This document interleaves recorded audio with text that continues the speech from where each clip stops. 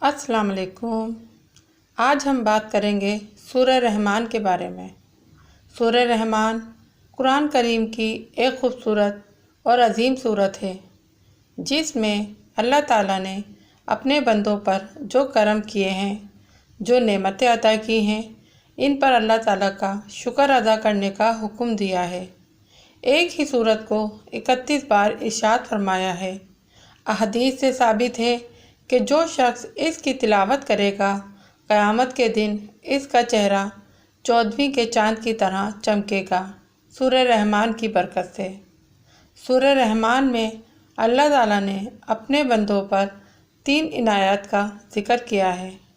Number 1، گندم و اناج میں کیڑے پیدا کر دیے، ورنہ لوگ اسے سونا چاندی کی طرح ذخیرہ کر لیتے اور لوگ بھوکے مر جاتے۔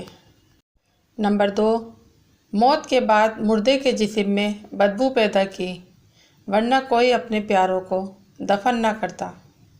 نمبر 3، مصیبت و دکھ کے بعد صبر و سکون دیا، ورنہ زندگی کبھی خوشگوار نہ ہوتی۔ اور تم اپنے رب کی کون کون سی نعمتوں کو جھٹلاؤ گے؟ سورہ رحمان پڑھنے سے کیا فائدے ہوتے ہیں؟ نمبر 1، گھر میں برکتیں نازل ہوتی ہیں۔ نمبر 2، رزق کی تنگی دور ہو جاتی ہے۔ نمبر 3، اگر کسی پر جادو یا تعویذ کا اثر ہو تو وہ دور ہوگا۔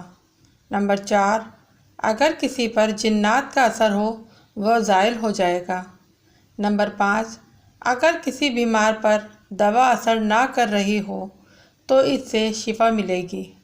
نمبر 6، اگر کوئی شدید حاجت ہو تو اس تلاوت سے پوری ہوگی۔ نمبر 7، اگر بچے کو چیچک نکل آئی ہو تو اس سورت کو پڑھ کر دم کریں، انشاءاللہ تعالی فائدہ ہوگا۔ اگر آپ کو میری یہ ویڈیو اچھی لگی ہے تو پلیز لائک، شیئر، کمنٹس لازمی کیجیے گا۔ اگر چینل پر نئے ہیں تو چینل کو سبسکرائب کریں۔